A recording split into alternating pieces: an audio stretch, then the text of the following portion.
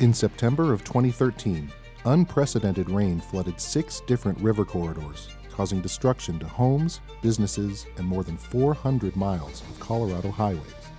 In 2022, the Colorado Department of Transportation finished the final permanent repair project from the floods. This is the story of building the road to resiliency. The US 34 Big Thompson Canyon was the scene of a horrific flood in 1976 that killed 144 people. Floodwaters again hit the area in 2013 and washed away many of the same areas destroyed in 1976. The rebuilding of US 34 this time came with a goal: to make sure it doesn't happen again.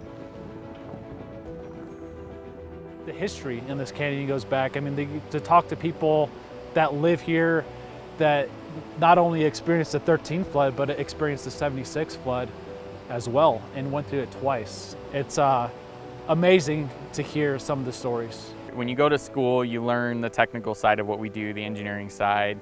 It's easy to get hyper-focused on the roadway elements itself, right? What do we need to do to get this project within budget and constructed? And I think the piece that really caught me off guard was the interpersonal stuff with the canyon residents. So, I worked a lot with a lot of the residents about right-of-way.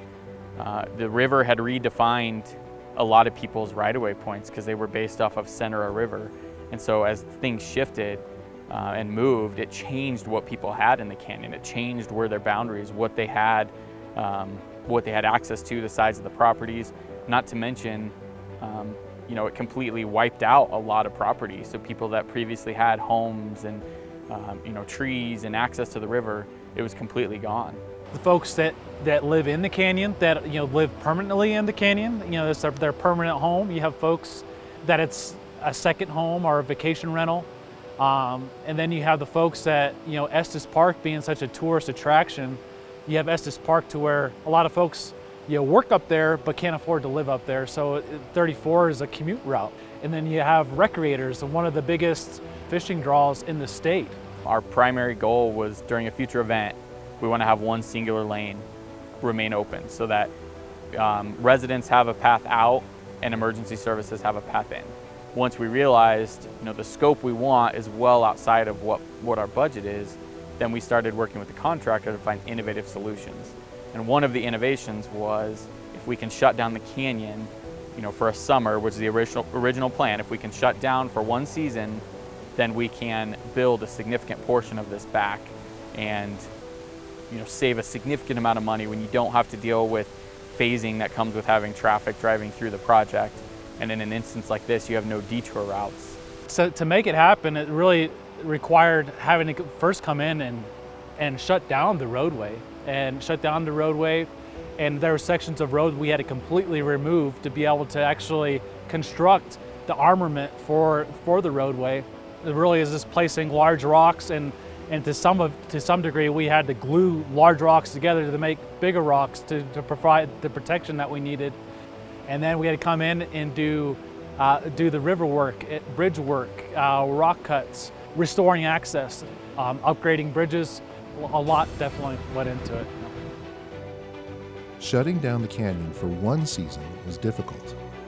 Only permitted residents were allowed in or out of the canyon twice a day.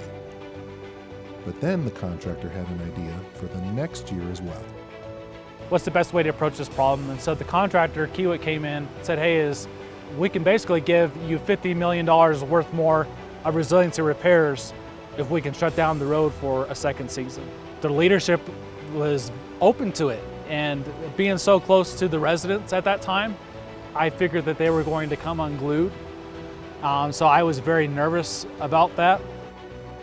Going back to the residents of the canyon to inform them in public meetings of a second season of closure was not anything anyone wanted to do, but it needed to be done.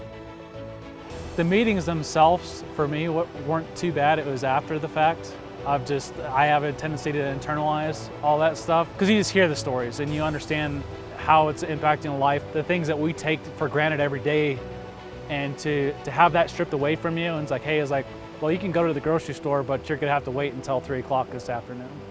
or you can go to your job, but you're gonna have to leave an hour early. Those type of things, I mean, that's on the surface, it's like, oh, well, you have access. But I mean, that's a huge departure from most people's everyday lives. And so that's, I mean, definitely a huge ask. And then, after 2.5 years, the largest single permanent repair project was complete.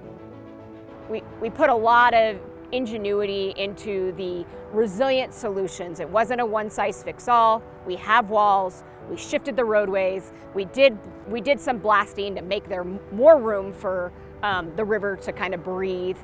We designed different drop structures for the river. I mean, we kind of did it all. I have mixed emotions when I drive up and down the canyon. I think it's cool to see, and it's cool to see things start to grow. I know you just looked down here at the river, and it's complete scours moonscape after the event, right? And now things are starting to grow back and starting to look different than what they did prior, right? The trees aren't established yet, but you start to see that growth, and so it's kind of cool to see that the next step in the canyon is progressing, and now it's just going to take time for it to grow back to some resemblance of what it looked like previously. It was definitely the most rewarding part of my career, but also the most trying. And it's the stress, and there was some hard days, and I think it was just a sigh of relief to understand that, hey, the hard days are behind us, and to be able to celebrate that.